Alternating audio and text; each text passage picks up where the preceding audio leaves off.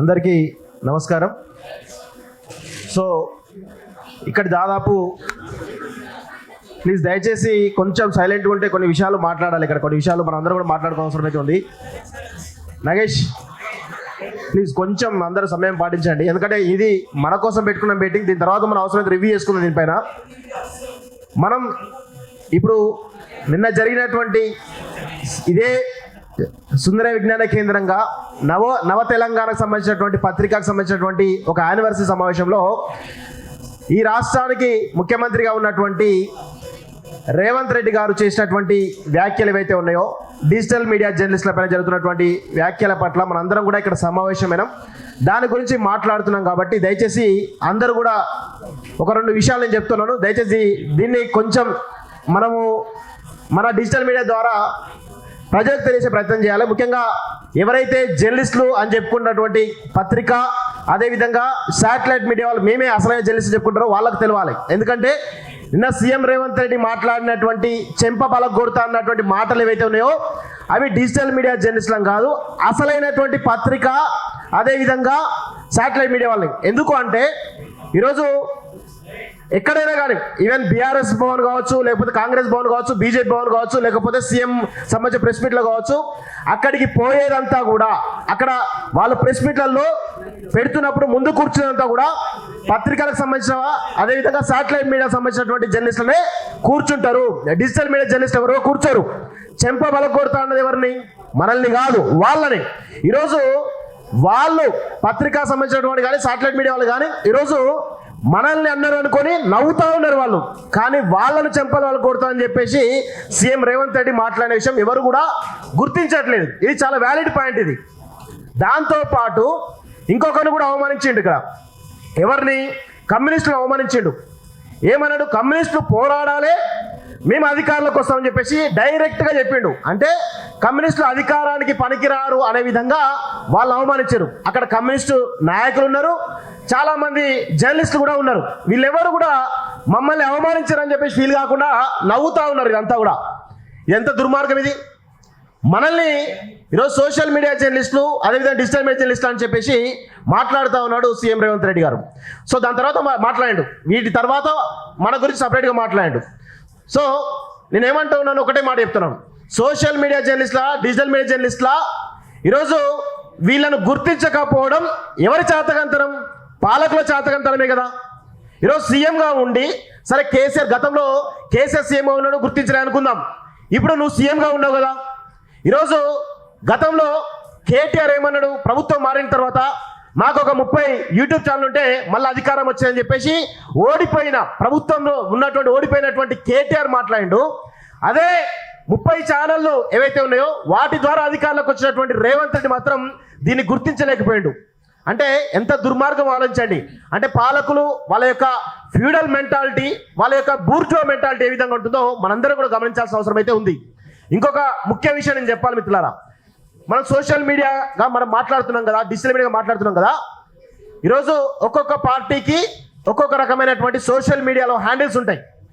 వాటిల్లో ఎంత రోతగా, ఎంత గలీజ్గా ఈరోజు వాళ్ళు ప్రచారం చేస్తారో ఒక 2 పేపర్ క్లిప్ని మీకు చూపించే ప్రయత్నం చేస్తా. ఒకసారి దయచేసి చూడండి. ఒకసారి ఇది ఒక సోషల్ మీడియాలో, ట్విట్టర్లో కానీ, ఫేస్బుక్లో కానీ, ఇంకా ఇన్స్టాగ్రామ్లో కానీ ఇది వైరల్ అవుతా ఉంది. ఏమన్నారు ఇక్కడ? అర్ధరాత్రి సీఎం చక్కర్లు. దీన్ని బేస్ చేసుకొని కౌశిక్ రెడ్డి ప్రెస్ మీట్ పెడతాడు. ఇది అందరికీ తెలిసే విషయమే, నేను లోతులోకి పోను. ఇంకొకటి, ఇదేది బీఆర్ఎస్ పార్టీ సంబంధించినటువంటి సోషల్ మీడియా హ్యాండిల్. ఇంకొక వీళ్ళకి అపోనెంట్గా కాంగ్రెస్ పార్టీ సంబంధించినటువంటి సోషల్ మీడియా హ్యాండిల్ ఏం చేస్తారు చూడండి. ఒకసారి చూడండి.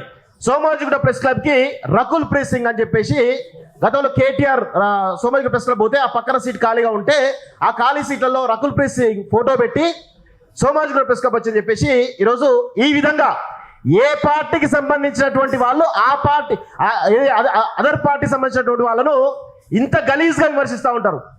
ఇలాంటి విమర్శలు ఏవైతే ఉన్నాయో ఇక్కడ ఏ ఒక్క జర్నలిస్ట్ కానీ, ఏ ఒక్క డిజిటల్ మీడియాకు సంబంధించినటువంటి వాళ్ళు కానీ ఇట్లాంటి నీచమైనటువంటి రాతలు రాయలేదు. ఇది రాసిందంతా కూడా పొలిటికల్ పార్టీలకు సంబంధించినటువంటి వాళ్ళ హ్యాండిల్స్ సంబంధించినటువంటి అఫీషియల్ హ్యాండిల్స్లో ఇవన్నీ కూడా చెక్కలు కొడుతూ ఉంటాయి.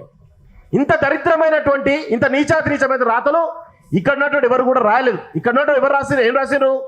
ప్రజలకు సంబంధించినటువంటి సమస్యలు ఏవైతే ఉన్నాయో, ఎక్కడ హైడ్రా పేదవాళ్ళ ఇల్లు కూలుస్తుందో అక్కడ పోయి నిలబడ్డారు. ఎక్కడ నిరుద్యోగులు తమకు అన్యాయం జరుగుతుందనుకుంటారో అక్కడ నిలబడ్డారు. ఎక్కడ నిర్వాసితులు భూములు కోల్పోతారో అక్కడ నిలబడ్డారు. ఎక్కడ సమస్య ఉంటే అక్కడ ఈ యొక్క డిజిటల్ మీడియా జర్నలిస్టులు నిలబడ్డారు. ఇది డిజిటల్ మీడియా జర్నలిస్టుల యొక్క నిబద్ధత. గతంలో 2023 డిసెంబర్ ఎన్నికల్లో బీఆర్ఎస్ పార్టీ అధికారం కోల్పోవడానికి ఒక ప్రధానమైన రీజన్ ఉంది. చాలా రీజన్స్ ఉన్నాయి, దానిలో ఒక ప్రధానమైన రీజన్ ఉంది. అదేంటంటే, ఒక నిరుద్యోగి ప్రవళిక అనేటువంటి ఒక అమ్మాయి సూసైడ్ చేసుకుంది. మన పక్కనే, మన దగ్గరలోనే. 10 గంటలకు అశోక్ నగర్లో ఉన్నటువంటి విద్యార్థులందరూ కూడా రోడ్ల మీదకి వచ్చారు. అప్పుడు మా రాము, మా నగేష్, మా నవీను కెమెరామెన్లు, అంటే నాకు సంబంధించి చెప్తున్నాను, పొద్దున 4 గంటల వరకు ఇలా రాము లాంటి వాళ్ళు, రగన లాంటి వాళ్ళు, అనిల్ లాంటి వాళ్ళు చాలా మంది కూడా పొద్దున 10 గంటల నుంచి 4 గంటల వరకు రిపోర్టింగ్ చేసి, మళ్ళీ లేట్ అయితే బాగుండదని చెప్పేసి అప్పటికప్పుడు ఆఫీస్కి వచ్చేసి గంట సేపట్లో దాన్ని ఎడిట్ చేసి లైవ్ పెట్టి, రోజంతా లైవ్ పెట్టి నడిపించారు. మిడ్ నైట్ పోవాల్సిన అవసరం ఏంది? మిడ్ నైట్ రిపోర్టింగ్ చేయాల్సిన అవసరం ఏంది? అది నిరుద్యోగులకు సంబంధించినటువంటి ఒక ఆడపిల్ల, మన బిడ్డ, మన చెల్లె చనిపోయింది. ఆ కారణం ఏ కారణం చనిపోయింది చెప్పేసి మనం చేసినాం. ఆ రోజు బీఆర్ఎస్ ప్రభుత్వం పడిపోవడానికి ప్రవళిక ఆత్మహత్య కూడా ఒక కారణం. ఆ కారణానికి అలాంటి అనేకమైన సంఘటనల ద్వారా సోషల్ మీడియాలో, డిజిటల్ మీడియాలో మనలాంటి వాళ్ళందరం కూడా ఏకమై ఈ గతంలో ఉన్నటువంటి కేసీఆర్ గద్దిస్తే అసలు ప్రజల్లో ఎక్కడ కూడా కనీసం కాంగ్రెస్ ప్రభుత్వం మీద ఒక్కటంటే ఒక పాజిటివ్ కారణం లేదు. కానీ 3 నెలలలో బీఆర్ఎస్, బీజేపీ ఒక్కటని చెప్పి ఒక ప్రోపగండా గట్టిగా జరిగింది. కాబట్టి ఆల్టర్నేట్గా మనందరం చేసేటువంటి వర్క్ వల్ల అదే మనం కనుక రాజకీయ నాయకులుగా, ఎమ్మెల్యేలుగా, ఎంపీలుగా పోటీ ఉంటే మనం కూడా గెలిచే వాళ్ళేమో ఆ యొక్క వేవ్లో. కానీ మనం ఏం చేసినాం? తెలంగాణ బాగు కోసం కేసీఆర్ను గద్దించాలని చెప్పేసి మనం పోరాడితే గద్దెనెక్కింది రేవంత్ రెడ్డి. కానీ ఈరోజు రేవంత్ రెడ్డి గారు ఏ విధంగా డిజిటల్ మీడియా సంబంధించిన వాళ్ళను గురించి మాట్లాడుతున్నారో మనందరం కూడా అర్థం చేసుకోవాలి. ఈ విధమైనటువంటి వ్యాఖ్యలను ఖచ్చితంగా మనందరం కూడా ముక్త కంఠంతో ఖండించాల్సిన అవసరం అయితే ఉంది. ఇదే విధంగా మెయిన్ స్ట్రీమ్ మీడియా అని చెప్పుకున్నటువంటి మీరందరూ ఎవరైతే ఉన్నారో, పత్రిక, ఎలక్ట్రానిక్ మీడియా ఎవరైతే ఉన్నారో, మీరందరూ కూడా మాతో పాటే కలిసి రావాలి. ఎందుకంటే రాబోయే రోజుల్లో డిజిటల్ మీడియాదే అసలైనటువంటి మీడియాగా ఈరోజు అదొక రూపాంతరం జరగబోతుంది. కాబట్టి మీరు కూడా మా లైన్లోకి వస్తారు, అది గుర్తుపెట్టుకోవాలని చెప్పేసి కూడా కోరుకుంటూ, ఈరోజు ప్రింట్ మీడియా కానీ, ఎలక్ట్రానిక్ మీడియా కానీ పెట్టుబడిదారి వర్గాలకు పుట్టినటువంటి విషపత్రికలు. అవి ఖచ్చితంగా అధికార పార్టీలకు కొమ్ముగొస్తాయి. కానీ అవన్నీ కూడా ఆధిపత్య అగ్రవర్ణాలకు సంబంధించినటువంటి వాళ్ళే. కానీ డిజిటల్ మీడియాలో ఉన్నటువంటి ఈ ఛానల్ అన్ని కూడా బడుగు బలహీన వర్గాలకు, అణగారిన వర్గాలకు సంబంధించినటువంటి పత్రికలు, ఈ మీడియా అనే విషయాన్ని మనందరం కూడా గుర్తుపెట్టుకోవాలి. సో రాబోయే రోజుల్లో మన మీడియానే ఈరోజు ఆధిపత్యం చెలాయించబోతుంది. పెట్టుబడి వర్గాలు కానీ, అగ్రవర్ణాలకు సంబంధించిన ఆధిపత్య వర్గాలు కానీ వీళ్ళనెవరిని కూడా ప్రజలు నమ్మే పరిస్థితులు లేరు. కాబట్టి దయచేసి మనందరం కూడా ఇదే యూనిటీ తోటి ఎవరైతే పాలకులు మనపైన చేస్తున్నటువంటి ఇలాంటి వ్యాఖ్యలను మనందరం కూడా ముక్త కంఠంతో ఐక్యంగా ఖండించాల్సిన అవసరం అయితే ఉంది. చివరగా ఒక విషయం చెప్పాలి. ఎందుకంటే మనం ఏ విధంగా ప్రభావితం చేస్తాం ప్రజల్ని, ప్రభుత్వాలను ఏ విధంగా ప్రభావితం చేస్తాం, 2 సంఘాలు నేను చెప్తా. ఇంతకుముందు రగన చెప్పిండు, వర్టెక్స్ మీద ఒక స్టోరీ చేస్తే 25 ఎకరాలు వెనక్కి తీసుకొని చెప్పేసి అన్నారు. గతంలో మనకు ఈ తెలంగాణ రాష్ట్రం వచ్చిన తర్వాత అసలు కార్పొరేట్ విద్య ఉండొద్దు, కార్పొరేట్ వైద్యం ఉండొద్దు అని చెప్పేసి మనం బలంగా అనుకున్నాం. ఈరోజు ఆ కార్పొరేట్ విద్య ఈరోజు పెచ్చిమిరిపోతూ ఉంటే శ్రీ చైతన్య, నారాయణ లాంటి కాలేజీలలో ఏ విధమైనటువంటి పరిస్థితుల్లో కళ్ళకు కట్టినట్టు ఈ మీడియా చూపించింది. శాటిలైట్ మీడియా ఏ ఒక్క మీడియా కూడా చూపించలేదు. కళ్ళకు కట్టినట్టు అక్కడ జరుగుతున్నటువంటి ప్రతిదాన్ని చూపిస్తే ఈరోజు కొన్ని మార్పులు జరుగుతూ ఉన్నాయి. అదేవిధంగా మనం కార్పొరేట్ వైద్యం అనేటువంటి మాఫియా పైన కూడా మనం ఇదే విధమైనటువంటి స్ఫూర్తితో మనం ముందుకు సాగాల్సిన అవసరం అయితే ఉంటుంది. ఖచ్చితంగా మనం ప్రజా సమస్యలపై పోరాడుతూనే ఉండాలి, కొంచెం కరుకుగానే ఉండాలి. కానీ మనం చేసేటువంటి వ్యాఖ్యలు ఖచ్చితంగా ప్రభుత్వానికి కరివిప్పు కలిగేలా ఉండాలి తప్ప మనం ఇక్కడ లైన్ దాటినట్టు ఉండొద్దు అని చెప్పేసి కూడా మరొకసారి తెలియజేస్తూ, దయచేసి మనందరం కూడా ఐక్యంగా ముందుకు పోవాల్సిన అవసరం ఉంది. దయచేసి అందరూ కూడా మనందరం ఒకటే లైన్ తోటి, ఒకటే యూనియన్ గా ఉండి మనందరం ముందు పోవాల్సిన అవసరం ఉందని చెప్పేసి కోరుకుంటూ, నాకు ఈ అవకాశం మీ అందరూ కూడా ధన్యవాదాలు తెలుస్తూ, జై తెలంగాణ, జై తెలంగాణ. చెప్పండి.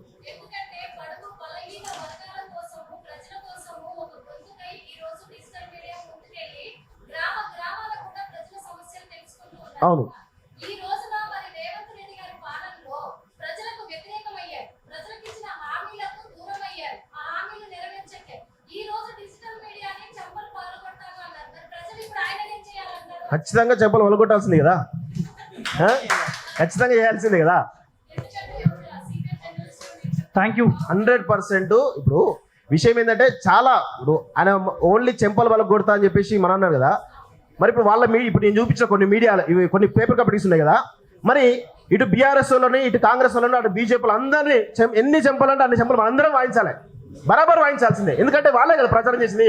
మనం ఎవరం కూడా ఇలాంటి దుష్ప్రచారం మనం ఎవరం కూడా చేయలేదు, ఎవరం కూడా వ్యక్తిగతమైనటువంటి విమర్శలు ఎవరు కూడా చేయలేదు.